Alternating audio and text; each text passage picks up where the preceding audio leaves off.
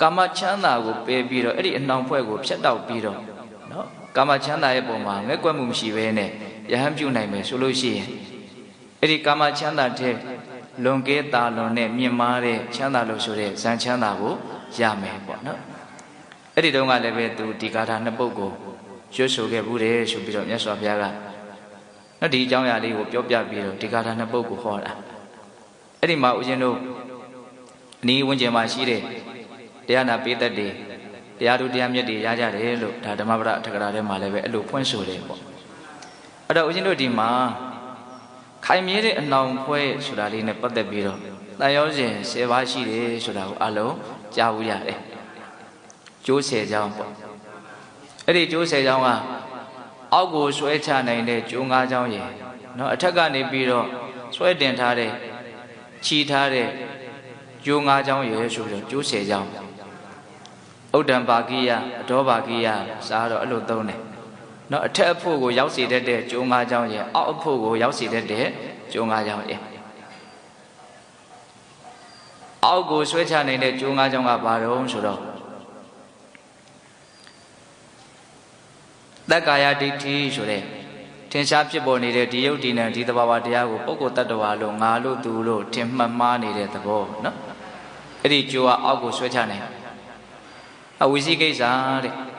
ယရဏမြတ်သုံးပါးနဲ့ပတ်သက်လို့သူတော်ကောင်းတရားနဲ့ပတ်သက်လို့ပံကံနဲ့ဆုံးဖြတ်ချက်မချနိုင်မင်းနဲ့သူလို့သူလို့တွေးတောပြီးတော့ယုံမတန်တရားဖြစ်နေတဲ့သဘောဒါလည်းပဲအောက်ကိုဆွဲမဲ့ကျိုးတစ်ချောင်းနော်နောက်တိလပတ္တပရမတ္တတန်ရောစဉ်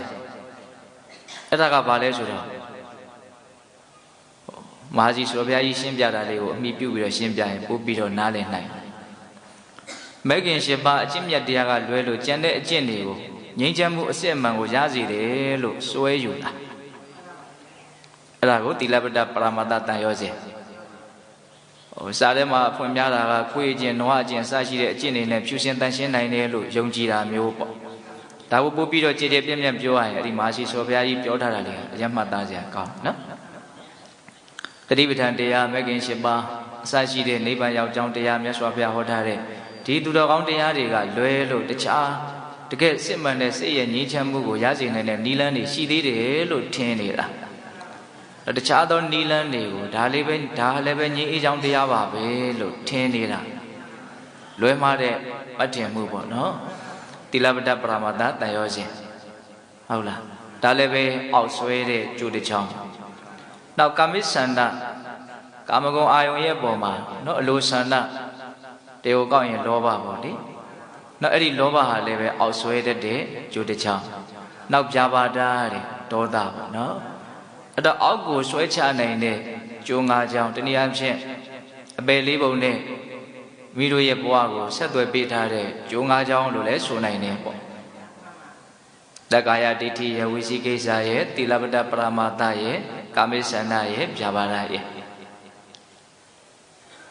နောက်ဦးဇင်းတို့အထက်ကိုဆွဲပြီးတော့တင်နိုင်တဲ့နော်အထက်ဘုံဘဝတွေနဲ့ဆက်သွယ်ထားတဲ့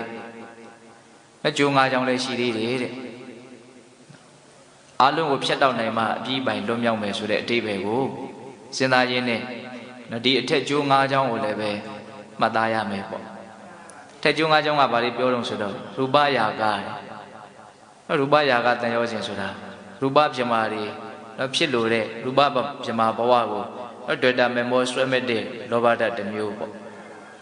အရူပယာကတန်ရောစဉ်တဲ့အရူပယာကဆိုတာကအရူပဘုံဘဝဘုံဌာနကိုဆွဲမဲ့တဲ့လောဘဓာတ်တစ်မျိုးပေါ့နောက်မာနတွေအထင်ရောက်မှုဥဒိစ္စတဲ့ပြန့်လွယ်မှုအဝိဇ္ဇာတဲ့သစ္စာလေးပါးကိုမသိမှုအဲ့တော့ဦးဇင်းတို့ရူပယာကအရူပယာကမာနဥဒိစ္စအဝိဇ္ဇာဆိုပြီးတော့ဒါကဦးဇင်းတို့ဥဒ္ဒံပါကိယတယောစဉ်၅မျိုးခုနတုန်းကအဒောပါကိယတယောစဉ်၅မျိုးအောက်ဆွဲတဲ့တရားရဲ့အပေါ်ဆွဲမဲ့တရားရဲ့အဲ့ဒီတန်ရောစဉ်10ပါးနဲ့ပတ်သက်ပြီးတော့ဦးဇင်းတို့မလဲဆိုတော့ဘုရားကြီးမဂ္ဂဒေဝလင်္ကာထဲမှာလင်္ကာလေးတွေရေးထားတာရှိကိလေသာနဲ့ပတ်သက်ပြီးတော့ရေးတာတွေလည်းရှိတယ်နိဝရဏနဲ့ပတ်သက်ပြီးတော့ရေးတာလည်းရှိတယ်ဥပါဒနဲ့ပတ်သက်ပြီးတော့ရေးတာလည်းရှိတယ်အနုတ္တယနဲ့ပတ်သက်ပြီးတော့ရေးတာလည်းရှိတယ်ဦးဇင်းတို့တခါတောင်ဟောဖို့ပါသေးတယ် အနုတ္တယသို့မဟုတ်ချောင်းနေသောယံသူအနုတ္တယနဲ့ပတ်သက်ပြီးတော့စတော်ကြီးရေးခဲ့တဲ့လင်္ကာလေးကိုအခြေခံပြီးတော့ဟောတာပေါ့နော်ခုဒီမှာတန်ရောစဉ်နဲ့ပတ်သက်ပြီးတော့လည်းစတော်ဘုရားကြီးကအလွန်တရာမှဉာဏ်ပညာကြီးမားကျေပြန့်တဲ့အတွက်ကြောင့်မှတ်သားစရာကောင်းရေးနိုင်တန်ရောစဉ်ဟုဆယ်စဉ်ဓမ္မဤပါပကဘဝကူလီအတင်ကြီးနဲ့တင်ကြီးနေဝဖြစ်သည်များနဲ့မြဲလပတ်နှောင်ကျိုးတန်နှောင်တို့မချောင်ကျက်တင်ဖွဲ့ချီပြင်း၍ခပင်ပြောသူနတ်လူတို့တို့ဖြစ်တိုင်းကိုနဲ့ပုဂ္ဂိုလ်ဇံတို့များသူတို့ဝိစုအတွင်ကျင်လည်ခြင်းဖြင့်ဝကင်းခြင်းရာမသွားတာခဲ့ပထမတစ်ပိုက်ကနော်တန်ရောစဉ်လို့ဆိုတဲ့ယုံညံ့တဲ့တရား10မျိုးရှိတယ်တဲ့အဲ့ဒီတရား10မျိုးကဒီဘဝ9ပါးမှာဖြစ်သည်များတတ္တဝါတွေကိုနော်မြဲလှပတ်နှောင်ကျိုးတန်လှောင်တို့တန်ချိုးနဲ့နှောင်ဖွဲ့ထားသလိုချီပတ်ထားသလိုမချောင်ကြက်တင်ဖွဲ့ချီပြင်း၍မချောင်ကြက်တင်ဖွဲ့ချီပြင်း၍နော်စကလုံးသုံးလုံးတွေကအရင်မျက်စိထဲမှာထင်သာမြင်သာရှိတယ်ခပင်းပြောသူနဲ့လူတို့ဖြစ်တိုင်းကိုနဲ့ပုဂ္ဂိုလ်ဇံတို့များသူတို့ဝိစုအတွင်ကျင်လည်ခြင်းဖြင့်ဝကင်းခြင်းရာမသွားတာခဲ့အဲ့ဒီကျိုးဆယ်ကြောင်းနဲ့ချီခံထားရတဲ့အတွက်ကြောင့်ဒီသတ္တဝါတွေဟာနော်ဒီတန်တရားဝတ်တွင်းမှာပဲကျင်လည်နေကြရတယ်တဲ့တကယ်စစ်မှန်တဲ့ချမ်းသာနိဗ္ဗာန်တည်းရောက်အောင်သူတို့ဟာဟောက်ပြီးတော့မထွက်နိုင်ကြဘူးတဲ့ဒီကျိုးဆယ်ကြောင်းနဲ့ချီခံထားရတဲ့အတွက်ကြောင့်မလွတ်မလပ်ပဲနေကြရတယ်တန်ရောစဉ်ဟုဆယ်စဉ်ဓမ္မဤပံပကဘဝကူလီအတင်ကြီးနဲ့တင်ကြီးနေဝဖြစ်သည်များနဲ့ဒီနေ့မှာဘဝကူလီဆိုတဲ့စကားလေးကိုလည်းပဲနားလည်ဖို့လိုတယ်ပေါ့နော်တတ္တဝါဒဘုံကိုဝါနဲ့လို့တချို့လည်းပဲဒီလိုကြက်မှတ်ထားတာလေးရှိတယ်ဟုတ်လားဘဝတွေကိုမြတ်စွာဘုရားအမျိုးမျိုးပိုင်းပြီးတော့ပြတာတွေရှိတယ်ကာမဘဝရူပဘဝအရူပဘဝလို့နော်ဘဝကို3မျိုးပိုင်းတာလည်းရှိတယ်နော်ဒီမှာတော့ဘဝကို9မျိုးပိုင်းခြားပြီးတော့ပြောတယ်ပေါ့အဲ့ဒါကဦးဇင်းတို့မြတ်စွာဘုရားဟောထားတဲ့ဒေသနာတော်တွေထဲမှာလည်းပဲများစွာပါပါတယ်တဘဝ9ပါးဆိုတာကဘာတွေကိုပြောတာတော့ကာမဘဝရူပဘဝအရူပဘဝလို့3ပါးကိုအခြေခံအရင်မှတ်ရကာမဘဝဆိုတာကအပေလေးပုံနဲ့လူဘဝနတ်ဘဝကိုကာမဘဝလို့မှတ်ရတယ်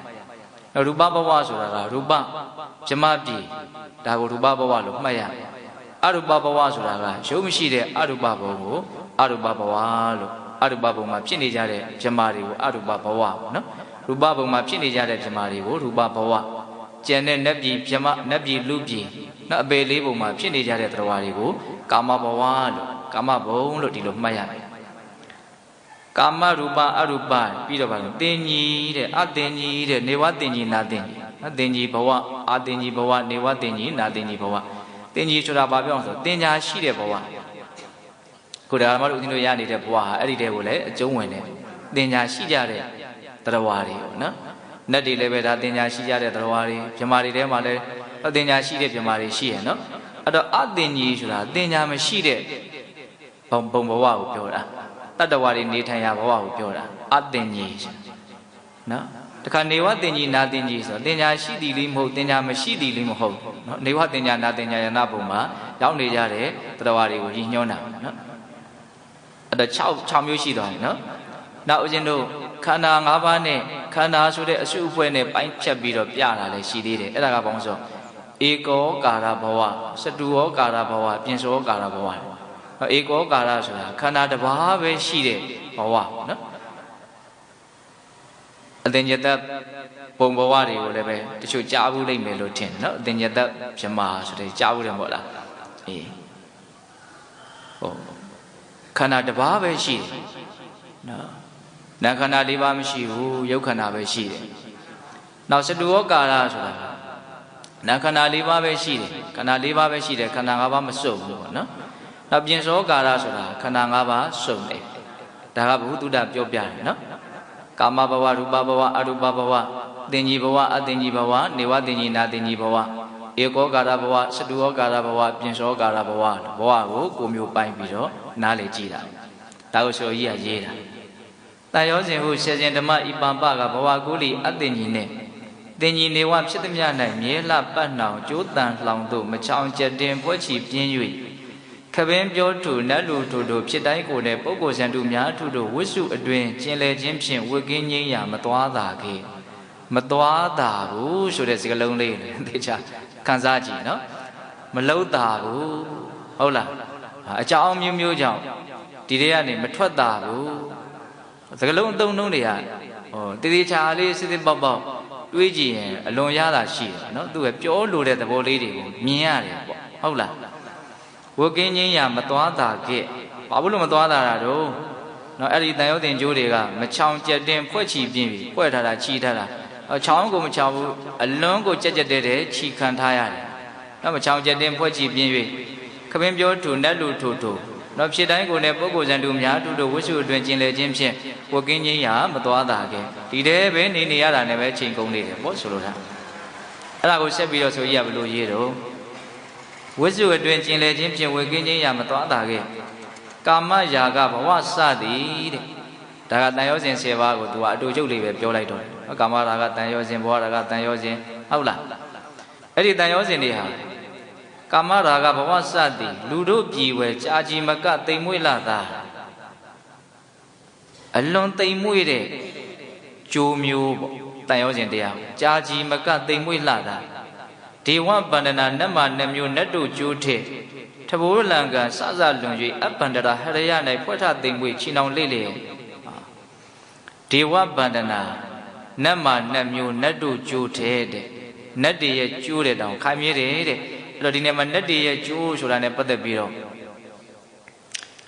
ကောင်းတဲ့ပေါ်လာတာလေးတစ်ခုတရားမင်းနဲ့အာဝရိန္ဒာနဲ့အတူတာနဲ့နော်ရန်သူတွေစစ်ဖြစ်ကြတယ်ဆိုတာကဒါမြတ်စွာဘုရားရဲ့ဟောပြောချက်ဒေသနာတွေကိုခြေခံပြီးတော့လူသားတွေသိခွင့်ရတယ်ပေါ့နော်အဲ့မှာအတူရာတွေဘက်ကနော်ခေါင်းဆောင်နမင်းကြီးကနော်တရားမင်းရဲ့နတ်မိဖုရားသူစာရဲ့ဖခမဲတော်ပဲလေအဲ့တော့ပြောရင်တာကအဲ့ဒီဝိပစိတ္တိအတူရာနဲ့နော်တရားမင်းကတစ်ဖက်ခေါင်းဆောင်ပေါ့အဲ့ဒါတရားမင်းကလည်းတာဝရိတန်တတ်တွေကိုမှားထားတယ်တကယ်လို့တို့နိုင်လို့ရှိရင်အတူတာတို့ရဲ့ခေါင်းဆောင်ဖြစ်တဲ့ဝိပစိတ္တိကိုနှောင်ဖွဲ့ပြီးတော့ငါးစီကိုခေါ်ခဲ့ဝိပစိတ္တိကလည်းပြောထားတယ်တဲ့သူ့ရဲ့အတူရာတွေကိုတို့နိုင်လို့ရှိရင်ဒီတရားမင်းတာဝရိတန်တို့ရဲ့ခေါင်းဆောင်တရားမင်းကိုအနှောင်ဖွဲ့လေပင်လေ၅ခုမြောက်ရှိတဲ့အနှောင်ဖွဲ့ကိုနှောင်ဖွဲ့ပြီးတော့ငါးစီကိုခေါ်ခဲ့လို့အဲ့လိုချင်းချင်းမှားထားတယ်တဲ့အဲ့ဒါတစ်ချိန်မှကျတော့တိုက်ကြခတ်ကြရင်းနဲ့တာဝရိတန်တွေကနိုင်နေတဲ့နိုင်တဲ့အခါကျတော့တာဝရိန္ဒာတွေကအဲ့ဒီဝိပစိတ္တိသူရိန်ကြီးကိုနှောင်ဖွဲ့ပြီးတော့တရားမင်းကြီးခေါ်သွားတယ်။ဟိုကျတော့တရားမင်းကသူ့ကိုနတ်တို့ရဲ့ကျိုးပေါ့နော်ဒါကစဉ်းစားတရားလေးပြောတယ်သူ့ကိုနှောင်ဖွဲ့ထားတယ်။ခြေနဲ့ချောင်းလက်နဲ့ချောင်းလယ်ပင်၅ခုအနှောင်ဖွဲ့ထားတယ်။အဲ့ဒီအနှောင်ဖွဲ့ကဘယ်လောက်နူးညံ့သိမ့်မွေ့လဲဆိုရင်တဲ့အဲ့ဒီဝိပစိတ္တိသူရိန်ကြီးရဲ့စိတ်ထဲမှာဟောဒီတရားမင်းကအလွန်ယုံညံ့တဲ့လူအလွန်ယုံညံ့တဲ့နတ်ပဲဒါကြောင့်သူ့ကိုငါတိုက်ခိုက်တင်တယ်သူကမကောင်းဘူးလို့တရားမင်းကိုမကောင်းဘူးလို့ဆိုးတယ်လို့ထင်နေသည်မြအဲ့ဒီအနှောင်ဖွဲ့ကလို့ကိုမလွတ်ဘူးတဲ့ကြက်ကြက်တဲတဲနေရတယ်။အော်တရားမင်းကမှန်ပါတယ်ငါကမှားတာလို့တရားမင်းကောင်းတယ်လို့မြင်တယ်အဲ့ဒီအနှောင်ဖွဲ့မရှိဘူးတဲ့။နှောင်ဖွဲ့လွတ်နေတယ်။သူ့စိတ်ထဲကပြောင်းလဲလိုက်တာနဲ့အနှောင်ဖွဲ့ကနော်လွတ်ချင်းမလွတ်ချင်းဖြစ်နေတယ်။ကောင်းတယ်လို့ထင်တာနဲ့အနှောင်ဖွဲ့လွတ်တယ်တရားမင်းမကောင်းဘူးလို့ထင်တာနဲ့အနှောင်ဖွဲ့ပြီးသားဖြစ်တယ်